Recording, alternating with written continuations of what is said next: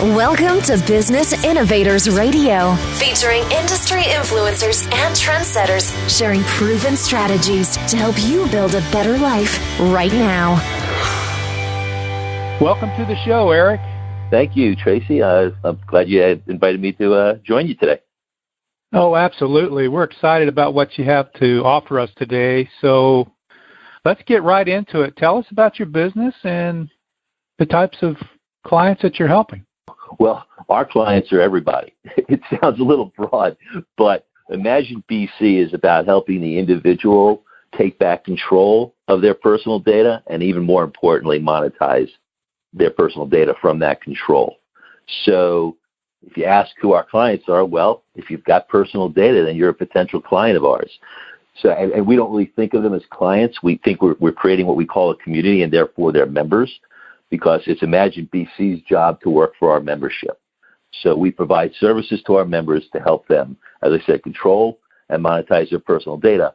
But even more than just their data, we're also helping them monetize their intellectual property. So we just believe, enough's enough. People have to stop giving their intellectual property away for nothing. Everything has value in life, and people should be willing to pay for that value. And we're here to help people start to make money from their intellectual property and their time, as well as just their data. Perfect. With the advent of social media and all the data breaches and all that good stuff, and plus we're competing with China, right? China's helping themselves a lot of data. Correct. Yes. In fact, ImagineBC it's far more than a job for me personally. It's really a mission now, and I probably not like other people in that I'm very discouraged with what's gone on over the past, say, two decades in the erosion of trust in what used to be trusted third parties. If you think of, I came from the Big 8 accounting firm background. It shows you how old I am. There were still Big 8 accounting firms. So I came from Pricewaterhouse. And for me to look back and see that Arthur Andersen went down by helping Enron cook the books. Talk about a trusted third party. We're supposed to trust these accounting firms. You just banks. Look, there are big banks, right? The whole banking disaster of 2008. That trust is eroding, and ImagineBC is saying maybe it's time for us, the individuals, to take back this control, and we don't need these people anymore. Yes, they had a good run for a number of centuries, but with blockchain technology in place and the transparency of trust that can be created in a peer-to-peer marketplace, maybe it's just time that we start to do this ourselves and start transacting business peer-to-peer again without having to go through these third parties. And then again, that's what ImagineBC is trying to do, to help people create these trusted peer-to-peer marketplaces. So what led you to this? I mean, when was your aha moment when you decided that, wow, blockchain can help this situation? I was introduced to blockchain about 2.5 years ago. And to be quite honest, I was a skeptic at first. Maybe that's part of, again, my age. As you get older, you tend to be more skeptical about things early on. So there's that trust thing, yeah. That's right. So the fellow who introduced me, a guy named John Cronin, very bright guy. He and I spent about 2 days, and he was trying to tell me how blockchain was going to change the world. And I'm listening to him, and I'm absorbing, and I'm listening. And finally, towards the end of the 2 days, I said, look, John, I don't think you'll ever convince me that something can't be hacked. And therefore, if I'm listening to you correctly and the world's going to change and it's all going to go on this technology, then when it is hacked, you're telling me it's the Titanic, right? Nobody thought that ship could sink, so they sent it out without watertight compartments. And when the iceberg hit it, down it went. So I'm hearing you, and I'm a little concerned for the world when the thing gets hacked. So that was 2 days. That was my introduction. Didn't even know what Bitcoin was back then, right, let alone blockchain technology. But John is such a polished professional and such a bright guy, it just stuck with me that, hey, why is he such a zealot about this technology? I really should spend more time to learn about it. So I started to do my own independent research, and I would guess the aha moment came when I completed reading a book written by Dan and Alex Tapscott called Blockchain Revolution. They did an excellent job in that book of explaining the technology, even the mathematics behind it, to a layperson, and I'm probably somewhere between a layperson and a true technologist. So I got it, and I understood that even though, yes, it could potentially be hacked, there could be a 51% hack, the sheer likelihood of that, given the amount of computing power that you would need, is probably not going to happen in my lifetime. So I accepted that probably it is immutable and unhackable.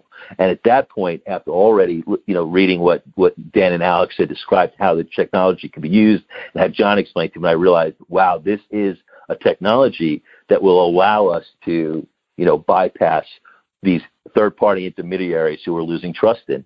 So that was my aha moment, and that's when I said I need to be involved with this. So I started to try to get involved with it first through my human capital management business, my HR payroll business, and that's where, if you think about what HR payroll does, we have all this personal data, right? So I was thinking, well, if we push that data out to our individual client, then they can control their data, and we'll just ask them for it when we need it, hence using blockchain as it's designed. But about 6 months in, we realized, holy cow, people don't really understand they have to get control of the data, so we have to teach them that. We need something far more exciting to teach them than just do it for payroll purposes.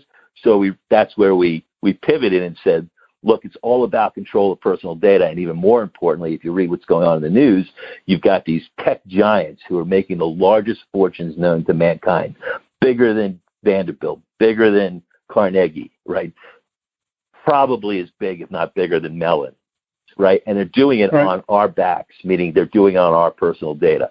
So there's nothing more important than getting control of that data back to the person and letting them make the money from it. So the aha moment was my own research about it and coming to the understanding that, yes, it probably is immutable and hackable as people say it is. So I could trust it. I believed in it. And therefore it became a vehicle to allow people to grab control of their data and hopefully make money from it themselves. We'll come back to that make money themselves in a minute. But along the way, was there somebody or a person that's really inspired you? That's an interesting question. No, not one person. I've been inspired by everybody I've spoken to in this, and that's the truly fascinating thing.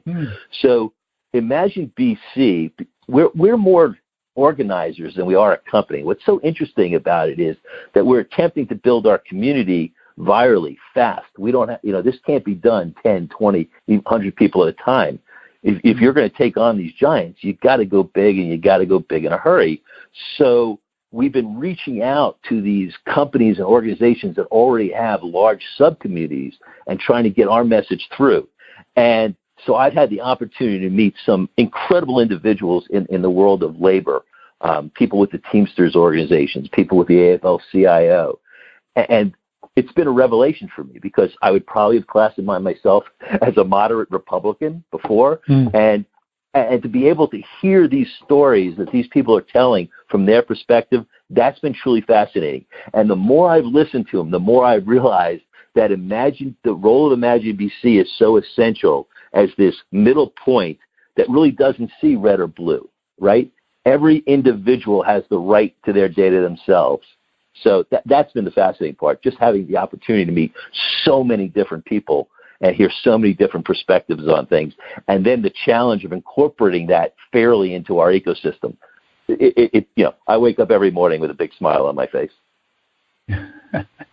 Well, that was the next question. What's your passion? What makes you get up out of bed every morning to do what you're doing? Interesting. And you know what? As I think about the question you just asked, maybe we got it backwards, right? What I'm doing is the passion. Interestingly enough, another aha moment was the birth of my grandson. and you go through stages in life, right? You get married, you have your own kids. So in each case, your team is growing. So when your children are born, for a while you start to see the world through their eyes, and then they get old enough where it's not worth doing anymore because you realize they're seeing the world differently than you. And now a grandchild comes into the world, and again, you start to look at the world through your grandchild's eyes. So I try to imagine what the world my grandson is going to be living in 20 years from now. And honestly, Tracy, it scares me. It scares the bejesus out of me. So anything I can do to help change that becomes a passion of mine. And ImagineBC, I think, can do that. When you look at the headlines and you read that potentially 25 million jobs can be displaced by automation over the next 5 to 10 years through the use of robotics and the combination of robotics and AI. That's got to scare people because where are we going to put these 25 million people? People need jobs. They need things to do, right? They need a purpose in life. And part of technology is not just to always just advance, but to always create opportunity. And I think ImagineBC, the proper use of it, where our community is operating as I intended, and hopefully it'll be operating 5, 10 years from now, will create a whole slew of new jobs so that we'll have places for these displaced people to come and still be able to have meaningful work and hopefully meaningful salaries. Perfect. Thanks for sharing that with us. So this big data thing, I mean, that's a big ocean. What are you finding to be the biggest obstacle in people trying to protect their data? I mean, is it possible? The answer to that is no, because and that doesn't mean that, because we're not saying that we can put the genie back in the bottle, right? My fingerprints are out there. I was fingerprinted by the federal government many years ago in one of my past lives for a job, and the Office of Personnel Management was hacked, and one of the things they stole were my fingerprints. Well, there's no way you can get those back, right? They're out there.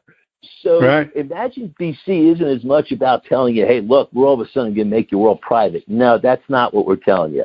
That's not going to happen. Nobody can tell you that. Now, that's not to say, and what we are a proponent of, what I am a personal proponent of, and ImagineBC will be a proponent of, is that government needs to get in line and understand that blockchain technology can be used in the future to start to protect people's identities, which means from birth, right? Your birth certificate, rather than being on a piece of paper in a hospital someplace, is put on your own personal chain, right?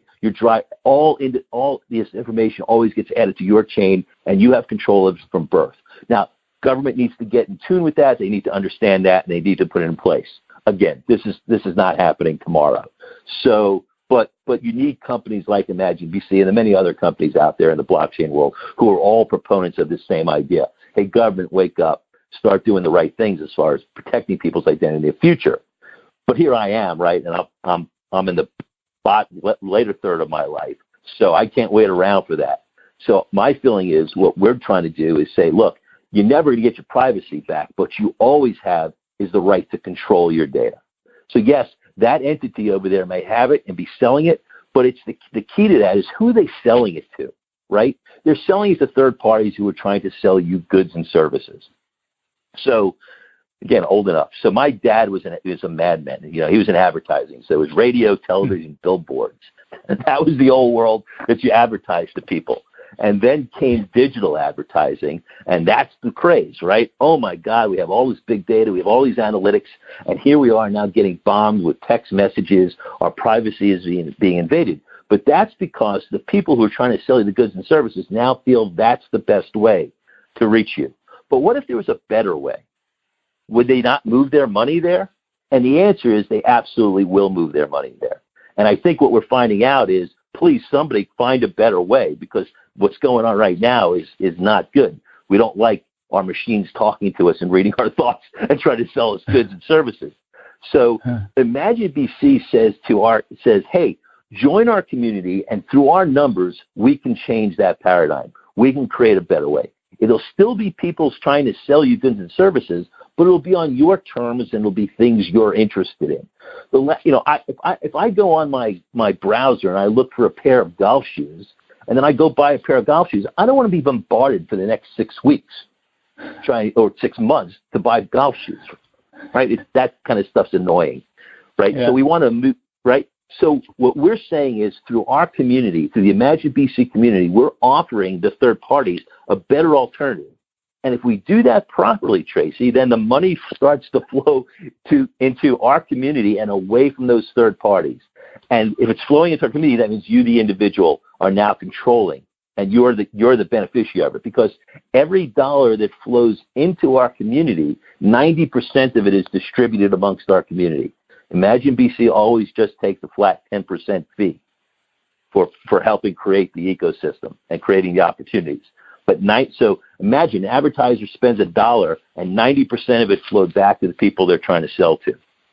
That's an interesting message, right? That's a new message, right? So that's brilliant. our goal. Love it. What are you finding to be the biggest misconception about big data to the general public? That's an interesting question. I mean, obviously, 2 years ago, the biggest misconception was that people thought that, and maybe that's still the case, but it's changing. It's much better today than it was 2 years ago. But certainly the misconception was that people feel, oh, my personal data, what's it really worth? Well, you know, I'm getting equal service for that, right? Am I not? I'm getting all this free stuff. Except all that free stuff is just to keep gathering more data on you. So when I look back on it, I look at the time where, you know, it's probably back in like, you know, this was 1997, the late 90s, early 2000s, where Google and Yahoo came out with free email. Now that, Tracy, that was value, right? Holy cow. I've been paying $30 a month for email. And you now give me free email? Cool, right? That's value. Awesome. But they didn't tell me at the time that they were going to open them all up, read them, and start to use all that data for their own benefit, right, for their own financial benefit. I've not gotten equivalent services since then to offset, right, the amount of data they're taking from me. I'm sorry. I haven't. I don't think anybody else has.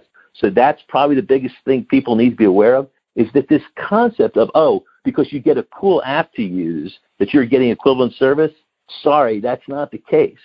I mean, why could people not repay their student debts, right? You know, there's money that has to be used for things, and that's because we have this disparity in jobs being created and salaries.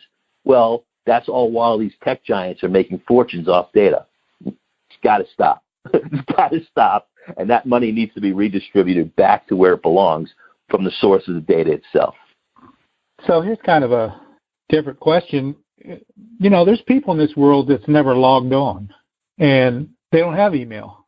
And I've got an aunt that's never been on the internet, and she's like, you know, I don't want my information out there. Good for her, right? Is that one way to avoid all this problem? Is don't log on? It absolutely is. Don't connect, right? It's hard to do. What's interesting is because I speak to so many people now, is that people keep trying to look me up on the internet, and although now thanks to this effort, I'm having a larger persona because I'm out here pitching for ImagineBC, obviously. But until then, I kept a very small footprint. I don't have a Twitter account. I don't have an Instagram account. I can tell you what Snap is, right? I've heard the word. It just don't plug in. I was happy with my life before, and I don't, just don't plug in. However, there are certain conveniences in life where you have to. So in your aunt's case, she could be comfortable with something like ImagineBC. She could get a device, use ImagineBC, and just put her data to work for her and not be bothered with anything else, because she still won't be plugged into those apps unless her phone is stealing data from her, which, Apple says they don't do. So best bet is buy an Apple phone and hope they're true to their word. Yeah, don't mention smartphone around her, or she'll go off on you. I don't need no smartphone. Well, my parents in their 80s, and I say I'm not really building it for the 80-year-olds. Right. Right. ImagineBC, it's certainly for the young, but there's a top age bracket where ImagineBC won't make. They just, I'm probably at the tipping point, but it's certainly not for my parents at 88 and 82 years old. They're set in their ways. They're not going to change things, and they're going to say, just like your aunt, I'm not getting plugged into that thing. But, especially with the new component that we've added in, which is, one of the things we run into when we've spoken to young people and we've spoken to older people who are established in their lives, and we've discussed, and they've said, hey, interesting, sounds like a great idea, but, I don't really, in the case of the older established people, a couple extra bucks isn't that important to me. And on the younger people side, they say, look, I'm not crazy about the idea of making money from inviting my friends joining this thing. So I'm sad to say it's taken us this long to add this component, but I'm happy to say we have added it, which is now, we listen and we say, great. We certainly understand that, but how about then being able to donate the money you're earning from those activities directly to a social cause you're interested in? right? You may not need the money, but my guess is your social cause that you're interested in does. So we're now adding a component in. It's prior to launch, so it'll be there with the launch of the product, where people can say, look, yes, I'm making a fee from inviting you to this, but all that money is going to XYZ cause. And we're really excited about that, because the amount of money that we can now, circle through or move through our ecosystem and then push out the social causes is tremendous. Because as we said earlier, if a third party puts $1 in to our ecosystem to advertise, 90% of that goes out to our membership. Now, if our membership starts saying, holy cow, we would prefer to give it to social causes, now you've got a pretty interesting thing. You've got people consuming advertisements for the benefit of charity. Again, it helps you wake up with a smile on your face. Yeah, that's definitely a win-win. Yeah. And back to where you said you had a small footprint, I'm the opposite guy. I tell my clients, if you don't want to be found, I'm not your guy. So, well, that's good. Right now, I do need to be found, and I need to be found because ImagineBC needs to be found. So I accept that. That comes with the territory of wanting to do something good. Absolutely. Folks that are concerned about their big data, tell us a quick story about a case study or some people that you've worked with. So when people ask me, a good case study of how our system works, right? As I said earlier in this discussion, it's not just about helping people monetize their personal information, but even more importantly, it's about helping people monetize their intellectual property. Here's a good case study, a real-world scenario that we hope will be able to change. My son's brother-in-law is a kid named Corey, and Corey's an expert in some online game. Honestly, I don't know the name of the game. But he's an expert in it, and he posts, content out to YouTube offering, tips and tricks on how to beat the game or do well at the game or wherever you do the game. So he's a content provider to YouTube. And, of course, he uploads that content and makes nothing from it other than what YouTube wants to give him based on the size of his audience. So the game understood that. They actually invited him out when they were about to do a new release, taught him what the release was going to do. He got a head start, posted his content. And the week after the game had their new release, he got 1 million hits on his YouTube channel, which is a big number in a week. That's a big number. And he very proudly was saying that he had gotten a $3,000 check from YouTube. And then I burst his bubble by taking him through the real-world mathematics of how he had been actually compensated based on the time he had put into all of this and how his intellectual property had been done. And it turned out that he made a fraction of a cent, per minute of his time.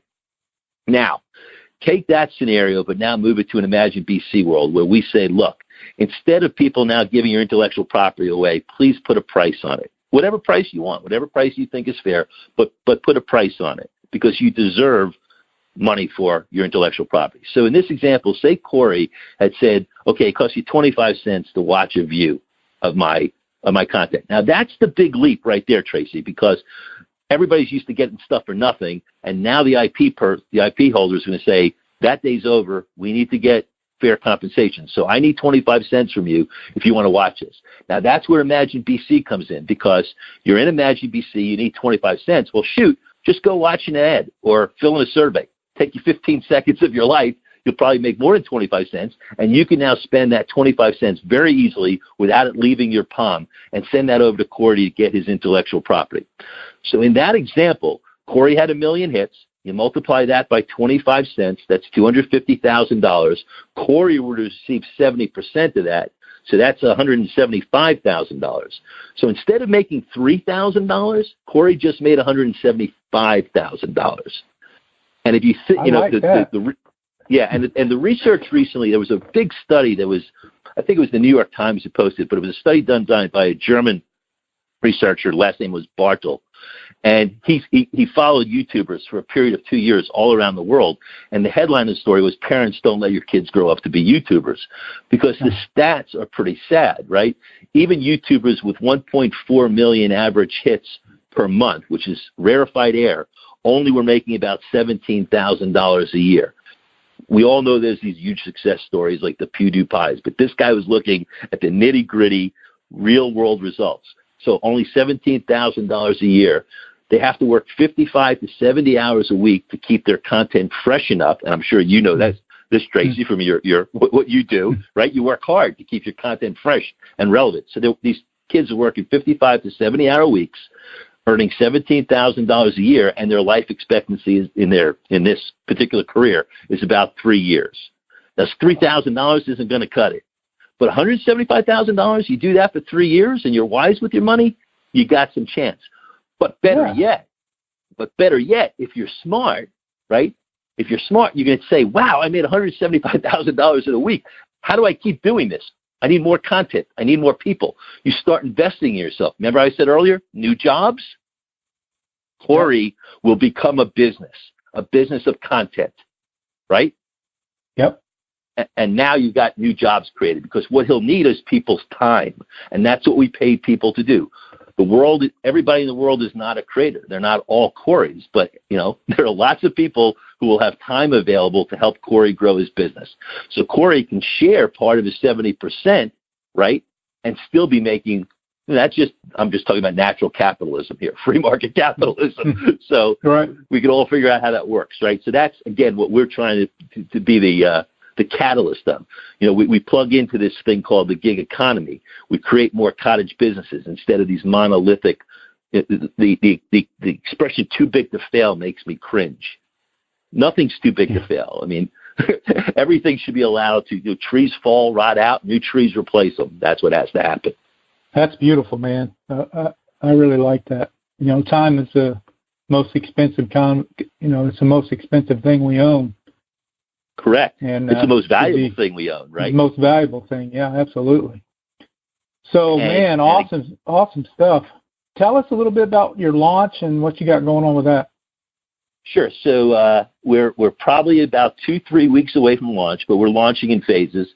So the first, and I should take a step back. You have to be invited to join this community, even though our app will be out there, hopefully on Apple and in Google. Even if you downloaded it, you'll need a code to get in. You have to be invited by somebody from already in the community. So we're kickstarting that, as I said earlier, by talking with large organizations who'll be able to invite their sub-communities to join. And then we hope each person within our community will start inviting their friends and family too. So we'll start off with our own friends and family just to make sure everything's working. Then phase 2, we have a couple of business partners who have some sub-communities they're going to bring in. That should take us probably through around the end of September. And then starting around October, we're really hoping that, our name will be out there, because you'll probably, millions and millions of people will be receiving some type of electronic invitation from some trusted third party who's partnered with us to help grow this community. So when they receive that invitation, well, of course, we hope they've heard the value. They join our community and help us get started, because it's our numbers that are essential, right? No third party is going to want to advertise into a community of 500 people. But if you have 5 million, now you've got something very interesting that can happen. Wow. Exciting. So if they want to find out more, how do they do that? Certainly come to our website at www.imaginebc.net. Take a look, explore. I think, they'll hear a lot of what we've already talked about today. But most importantly, there's a little button that says there, hey, sign up for our waiting list so that you could, we know to invite you right on our launch time frame. So click that button and let us know you want to be part of the community, and we'll be sure to get you invited. Perfect. Well, Erik, thank you very much for being on the show. You're very innovative and exciting stuff going on, so thank you very much. Thank you. And again, I really appreciate you giving me the time on your program. Oh, you're welcome. So there you have it for this edition of the show. We'll see you the next time. Thanks for listening to Business Innovators Radio. To hear all episodes featuring leading industry influencers and trendsetters, visit us online at businessinnovatorsradio.com today.